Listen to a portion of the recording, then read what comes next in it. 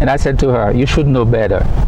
And then she returned and everything. So this is what happened. Like I said, I clap now for this, I almost say the company. I clap for them now. You know why? Because they no longer sell tobacco products in their store anymore. So one day they probably get it too, not to sell any alcohol beverages. I'm not here to put any business down by saying this. I'm just saying, if you look at it, that's why we have all the companies out there, advertisement telling people, you know, you should quit whatever, smoking and all these things. Okay, that's not what I'm doing right now. I'm talking about the reality of you know, being a sinful person, being involved in all kinds of stuff. It's a result of the original sin. Okay, so like I said, for whatever things happen in your life, including myself, everybody else in this world, we are still dealing with the original sin. Because the fact of the matter is, we will not be talking about sinful behavior such as homosexuality if there was not the original sin in the first place. Can you imagine a world? That's what God was trying to prevent from the beginning when he told Adam that you should never go near that tree, you should never touch it, let alone to eat it. Imagine a world where there was not going to have any of these things that we're talking about today. But the problem is not about like why God put it in there in the first place. The idea is, remember I told you this from lesson 25, if you go back and listen to it again, that how would Adam, you know, exercise his free will if there was not something, you know, as opposite of what God says to make the right choice? And I think that's what I'm inviting you to do right now, my friend. Instead of putting yourself, first of all, under the idea to escape this idea of confronting your problem, to say, oh, my friend, I was born that way. Instead of saying all these things, see where you are right now. Because you were not born that way, because you were fearfully and wonderfully made. Instead of doing that, or instead of saying, okay, well, I don't have any problem because the law of the land, because of human rights, of democracy, saying that it's okay for me to do this. Instead of saying this, look up to see God Almighty where he's sitting right now, where he is in his sovereignty, with the ultimate authority, the one that can snap. It's not even to say to snap it. Take your life and everything cease. So you can understand the reality of what I'm talking about. That's where we are now. Now, with that in mind, knowing all these, we are all in trouble when it comes to sins, plural.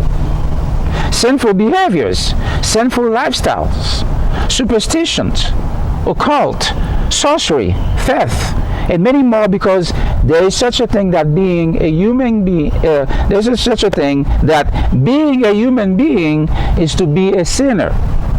And to be a sinner is to become a human being.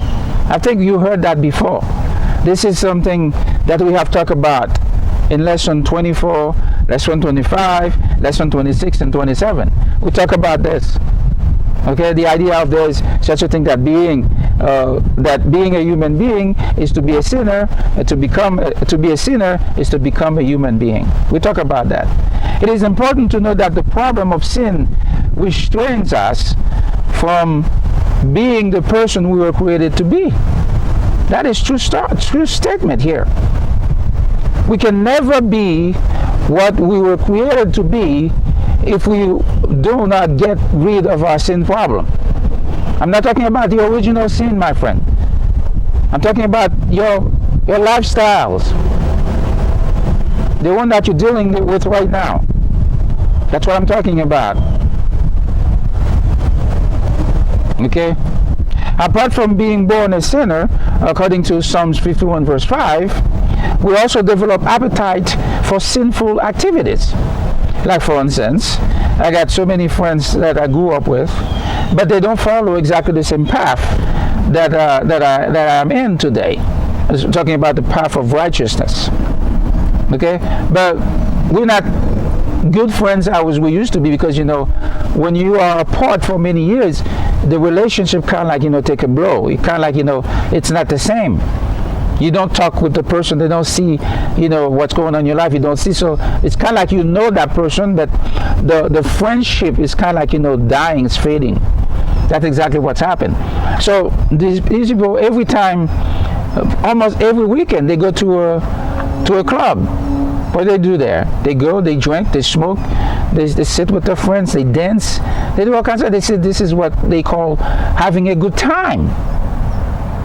I mean, it seems that way on the surface, but in reality, is this really a good fight? Or are you trying to they develop this appetite for sinful behaviors, and along the way they pick up women's, they pick up guys, they do all this stuff. They're involved in all kinds of crazy stuff, and then they have a great moment, according to them, and then now they can wait to see you and talk about what they did. See, as a young guy growing up in the environment of these people, I feel like, wow, that's the thing I'm looking forward to be doing someday. But what I know, it was kind of like an activities that you trying to be better at it. Sinful activities that we consciously do regardless of the way we were born. When a person steals, this act of stealing has nothing to do because of he or she is a sinner per se, but because he or she chooses to steal. Do you follow what I'm saying? Just because you were born a sinner doesn't mean automatically you're going to steal. It takes a concerted effort from your part to develop that kind of a lifestyle, and then to develop it and to do it. You become a pickpocket, a grifter, a con artist. These are some aspects of how you steal. You developed all those, lifestyle, and then you're good at it. See, being a sinner, when you steal, doesn't mean because you were born a sinner, therefore automatically you should steal. No, it doesn't mean that. It means that you have that. You have that virus, of being being a sinner in you. Therefore, you use that virus to develop something on your own, which is stealing. Okay. It is important to understand this reality because being an adulterous person is a result of such a person being involved sexually with another person other than his or her spouse voluntarily. I underline the word voluntarily here because of the fact that nobody commits adultery in the sense that you're being forced to do it. No. Not that, my friend. If that would be the case, it would be in rare occasions. But all the adulterous activities are done very happily and voluntarily. When you cheat on your wife, when you cheat on your husband, it's not something that because you were born a sinner that makes you do that. No, it's you making that choice. You're probably making the choice. You don't even realize you're making the choice, but you see you doing. That's what I'm saying. It has nothing to do with biology. It has nothing to do with your physiology. Matter of fact, you use your biology, you use your physiology in order to perform those sinful acts, as far as adultery and also homosexuality. That's what you do with them. But they are not the ones who made you do that. You do it on your own. To satisfy your longing desires, you use your biology, your physiology. Yes, the fact of being a sinner does not give you the freedom or maybe the license to go sleeping around. And the same goes for homosexuality and other sinful activities in this world. Just because you were born as sinners doesn't give you the license to go around and do that. However, even being a sinner, you can still avoid sinful activities. True facts.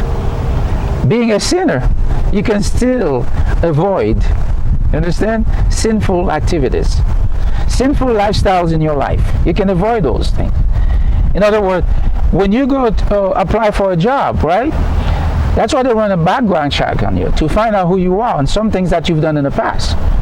So they want to know whether or not who they're hiring, if you can, if they can trust you. I mean, you don't even have to worry about that. They're not going to trust you.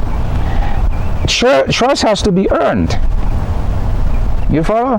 So in time, they're going to start trusting you with little in there. But at first, you have to prove yourself. They know that already. But at least they have an idea who they have here. They don't want to, blindly hire somebody. He might be a predator. He might be a sex offender. He might be the greatest, a criminal ever, a murderer. Do you understand all these things? So they want to know who you are just a little bit. But they're going to get to know you better as you start working if you pass the background check. You follow? So now, when they start, for those of you who work in finance, when they start, giving you work that has to do with use large sum of money that's yours, and you know exactly how you can move money around to do this and now, and nobody can trace it back to you, in a sense. Now you're gonna face the reality, whether or not if you're gonna act upon this to become a thief. Even though you are a sinner, you can still avoid sinful activities. You follow? When you are in a place with in a place where you are with the opposite sex, okay, you can still avoid being involved in that kind of stuff. You got to make the choice, the right choice, because yes, you can fall into that sin, but you can still avoid that. The idea, I've seen that all the time. It's something that I have to work hard on every time, and now it doesn't really bother me that much, because you see, when I talked about this in this book, actually, when you see a bunch of guys sitting somewhere, and then they see especially a young, beautiful woman pass by, I guarantee you, every guy, you can see that the way the woman is moving, you can see their head is moving exactly toward that, toward the same direction where she's going. The same thing when you go to a store, you see that almost every guy that goes to the store, they go to the magazine section where they have the ladies magazines and all this stuff. See what I'm saying? You can stop from doing that. I used to do exactly the same thing, like the guy when they said that they see a lady pass by, and they said, okay, I can't help it, man, I have to look. That's what they say. That's their excuse. So now what I do, every time I see a person coming in, I know that there's this I would say virus, sinful virus inside of me. So I'm saying to myself, I'm not going to look. I'm not going to look. You know what? I do not look. You wouldn't believe the relief that I've had. Because you know what happened? Your eyes is kind of like a camera. Whatever it is that you see with your eyes, it's being recorded, and it registers in your psyche, in your brain. So even after the person is no longer right in your presence, you can still go back and review that tape. Do you understand of what it is that you saw? Because it's still in your head, still in your brain, the image of that person, especially the person dressed up like provocatively in a way that really bring kind of like a sexuality in a sense to in display. It does something to you. I tell you this. It does something to you as a man. I'm not sure about a woman, because I'm not a woman, I cannot speak for them. But I think it's probably the same way too. In some instances that a woman may have something going on inside of her by seeing a man, whatever, in a way, whatever. So what I'm saying to you, my friend, even because you are a sinner, rather, you can avoid sinful activities. It doesn't mean that because you're a sinner, automatically any sinful things you got involved in them. No, doesn't mean that. It does not mean just because you are a sinner that you must be part of all improprieties. I repeat that again: abomination and sinful behavior before God. When you come to be involved in any sinful lifestyle such as homosexuality, lesbianism, etc., it is your own choice that brings you to the reality of your sinful life. If you did not get involved in any such things in your life, no one will be talking about them, and certainly not about you, that makes you feel uncomfortable and being ashamed. Now, here's the reason you are so uncomfortable with what you do whenever others talks about it as being sinful. It is the idea of being an adult. See, we'll talk about that. I said I was going to come back and talk about that again. Such a reaction gets you in trouble every time you cling unto it as if it gives you the freedom to do what is wrong. I'm an adult. Now, having this perspective in mind, we certainly are not talking about people of age groups younger than 18 years. We are talking specifically about those who categorize themselves as adults. Being an adult should give you the perspective of holding the banner of righteousness. It should give you the perspective of being obedient to the norm established. It should give you the perspective of being different from the little ones that look up to you, whether in your own family unit, in the society, so that when they become adults also, they will know the best way how to behave, whether when it comes to sexual activities, sinful lifestyles, marriage, love relationships, romance, and any other things pertaining to their lives as a whole. Now, let me read another section in the same book that we features today in our program. I'm going to read from pages 156 to 163. 156. Okay. This is going to be interesting. Okay, so I'm going to do this really quick because we are getting really close to the end now, and so we got to go fast. So I'll see if I can get this thing going right now. So it has been known for years throughout the world that a person is accepted to be an adult at the age of 18. This known fact also reiterates a very important principle that we have talked about previously, which is with privilege comes responsibility, which leads to accountability. So, you know, if you're not reading this book at the moment, so I'm reading from one page, it says that because of the fact there are some things previously to talk about in the book. So that's what it's saying here. Being an adult is a good thing. I mean, it is also quite an accomplishment, because considering the effect of sin in this world from various forms, destroying life by a handful, to make it to be 18 years of age, so far seems almost impossible. I'm not exaggerating when I address this issue of sin this way, because I know some type of disease is not fundamentally killing people, or in an injury from an accident or any other causes of death. But it is, in reality, people die because of sin. S-I-N, a singular form. With that in mind, in a world with an underlying emphasis of sexual appetite, the one that revolutionized our way of thinking concerning not only our adulthood, but also the way we interact with each other. For some, they believe being an adult means it is okay to smoke. It is okay to drink alcohol beverages. It is okay to curse. It is okay to go to nightclubs. And it is okay to fornicate. It is okay to commit adultery.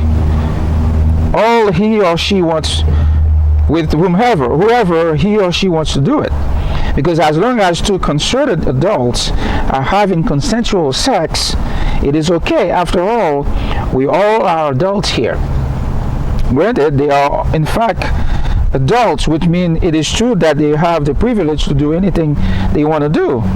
But only the problem is, it is not being an adult that is really in question here. It is the fact that the privilege of being an adult that comes with responsibility. And that is what is missing here. I don't know if you guys can see the difference. You should get this book to read it,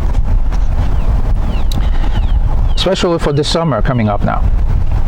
And so we can say that one of the reasons sin is so prevalent here, so elevated, even more in our world today, it is because, for example, adults desire to have sexual relation. They are not willing to take responsibility for it in the way it was given to them. They would accept in some ways the consequences of their actions in the way that fits their unique worldview concerning their involvement in this arena, but never to follow with integrity the rules and norms that were put forth for such a thing as sex before they came into this world.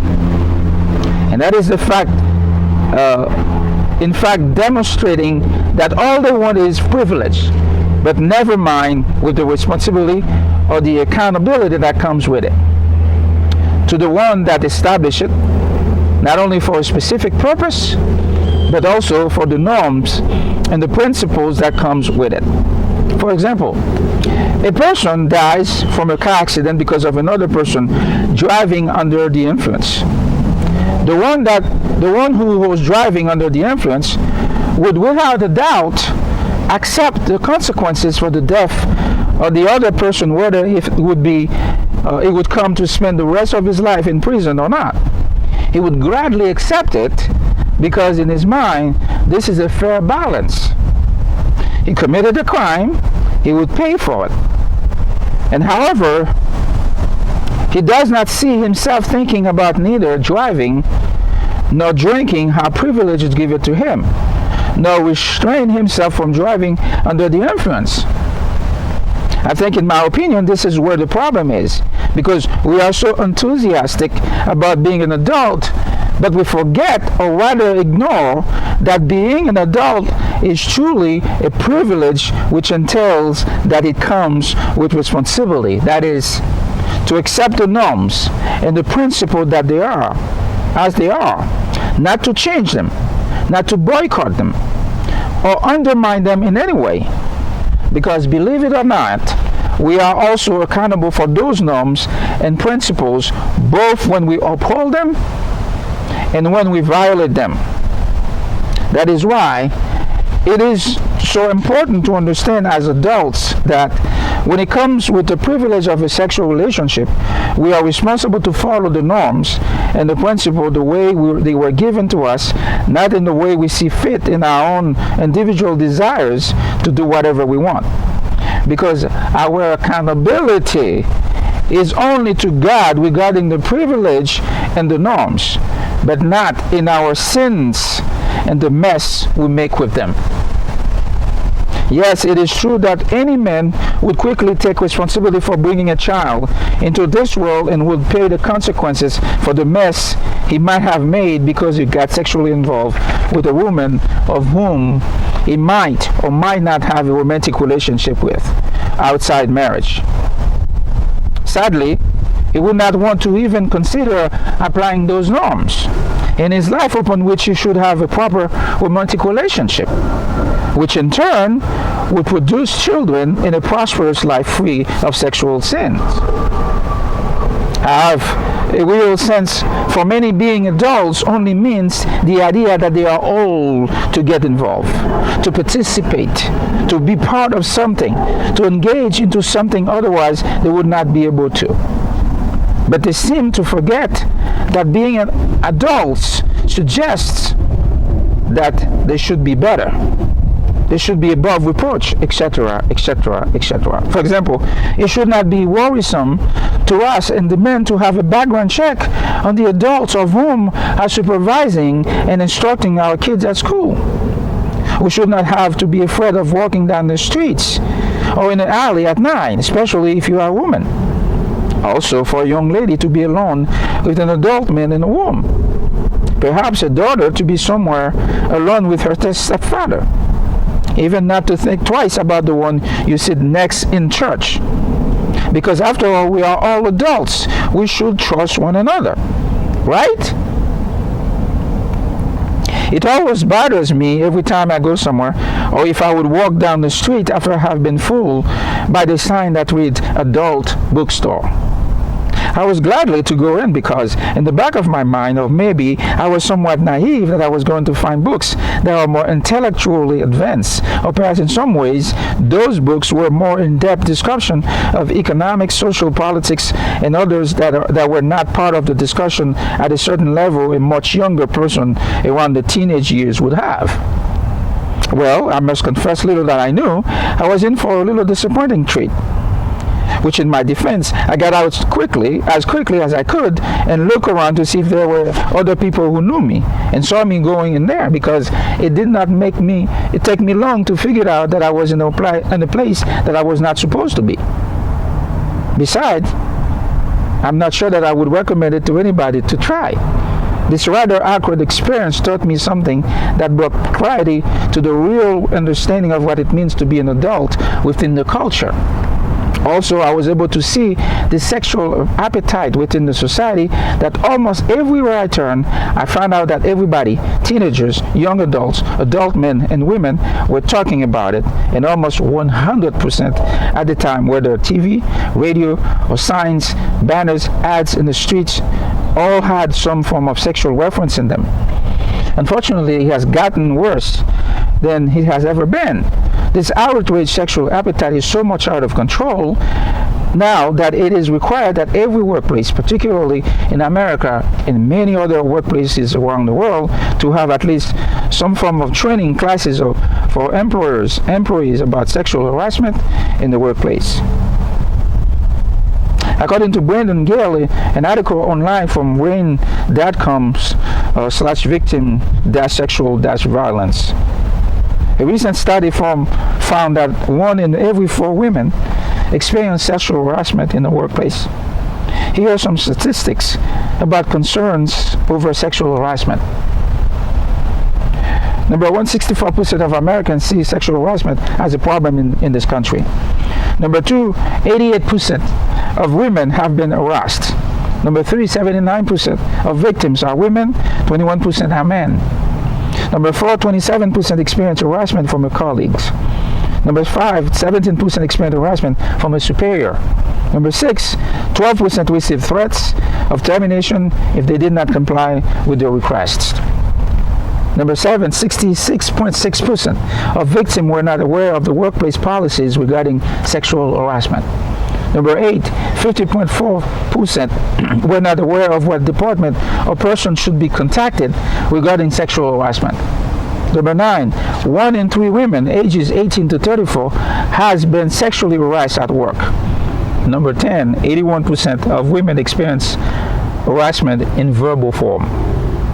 When it comes to victims of sexual harassment, here's what happens in the statistics among female victims and male victims. The victim of sexual harassment does not have to be the person directly harassed, but could be anyone affected by the offensive conduct. For female, number 1, 31% of the female workers claim to have been harassed at work. Number 2, 51% of the female workers were harassed by a superior. Number 3, 27% of the female workers were harassed by an employee senior to them. Number 4, 19% of the female workers were harassed by a co-worker at their level. Number 5, 8% of female workers were harassed by a junior employee. Number 6, 62% of women targeted took no action. Number 7, 100% of women claimed the harasser was a man. Now for male, number 1, 7% of the male co-workers claimed to have been harassed at work. Number 2, 62% of men claimed the harasser was a woman. Number 3, 51% of men claimed the harasser was another man. Studies suggest anywhere between 40 to 40% of women experience sexual harassment in the workplace. Studies suggest also anywhere between 10 to 20% of men experience sexual harassment in the workplace. In 2010, there were in total damages for sexual harassment claims of $48.5 $34 million. Sometimes a single friendly conversation can turn into violent sexual crimes. This is not a joke. Here are some statistics. Sexual violence affects millions of Americans. Every 98 seconds, an American is sexually assaulted. Every 98 seconds. Think about that. On average, there are 351,500 victims age of 12 and older of rape and sexual assault each year in the United States. Young people are the highest risk of sexual violence. The majority of sexual assault victims are under 30. 15% age 12 to 17. Number 2, 50% age 18 to 34. Third, 28% age 35 to 64. And fourthly, 2% age 65 and older. You know that there are times some people have come very close of an attempted rape. Here are some statistics. One of every 6 American women has been the victim of an attempted rape or completed rape in her lifetime. 14.8% completed. 2.8% attempted. Male college student at risk. Male ages 18 to 24 who are college students are approximately 5 times more likely than non-students of the same age to be a victim of rape or sexual assault. I am sure regardless of if you have been a victim of sexual assault, raped, and others or not, you cannot say that there is not a problem here. I am also sure that all the talks, awareness campaigns, radio and television ads, seminars, or any other that have been put forth to tackle this issue, all have been done in a way, no doubt in my mind, to protect one another against such senseless act. What I do appreciate those efforts and the result that we are encouraged from those efforts. I simply want to re-emphasize the need for the individual effort in a different manner, one that has a sure foundation where the result will be in fact the same anytime. We all know, or at least understand a little, that the strength of a great building erected to be sustainable is its foundation. Even if you did not know that, you would at least consider the foundation before you start building anything. That is, there should be a point of reference, the place to start. And so all noises we have been able to hear through the years, especially the ones who seem to have something to say against those norms that were given to establish decency, love, respect, against those norms that were given to establish decency, love, respect, marriage institution, the proper context of human romantic relationship, and others have created this mess that they did not have a solution to fix it then, and still do not have one to fix it today either.